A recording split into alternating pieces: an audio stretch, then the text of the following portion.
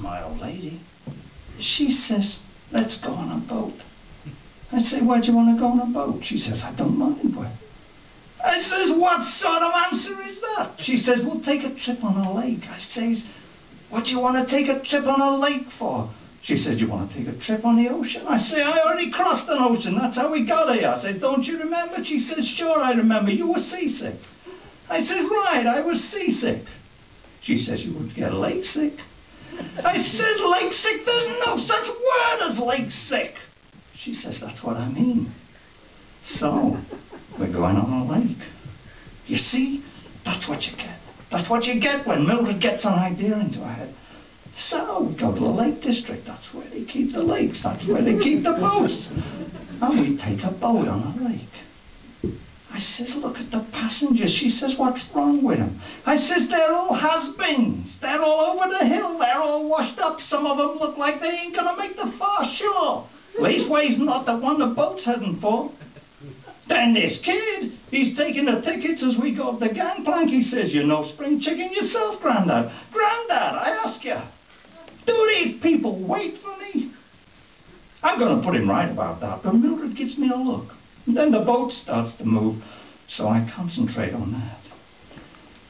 Then they do the health and safety. It's the captain speaking. He says this boat's equipped with buoyant apparatus.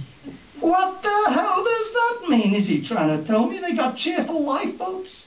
He says we got float-free life rafts. How the hell can you have float-free life rafts? They gotta have floats. How are they gonna stay up in the water? He says when you leave the boat, please use the gangplank. Well, what does he think we're gonna do? Has he seen these old fogies? Does he think they're gonna vault over the gunnels with their Zimmer frames? Then I see this old dame tapping her hearing aid. She doesn't even know we're on a boat. I do swimming with my arms. Make for the shore, I tell her. What? She shouts, cupping her ear. Make for the shore, I bellow. If she goes down. Stop that, Mildred says. That's when I go below. They got a bar there. Maybe I can get a Jack Daniels. The cheeky kid's behind the bar. He gets one in, and I'm thinking about maybe correcting his misapprehensions. When I looks out the window, we're way down in the water. And it don't look so pretty close, too. There's leaves and twigs and insects and other stuff floating on the surface, and boy, is it going fast.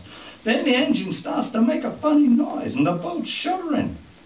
The kid must have misinterpreted my expression, because he says it's okay, we're coming into the pier. So I looks out again. There's these huge wooden piles driven into the lake right next to us, and up above you can see the planks on the pier. Then they haul out the gangplank aft. That's the back. And people start getting off, but out of the corner of my eye, I see the old dame with her hearing aid. She's vaulting over the gunnels, landing like a skier with a Zimmer frame. I'm telling you, what, do you think I'm making this stuff up?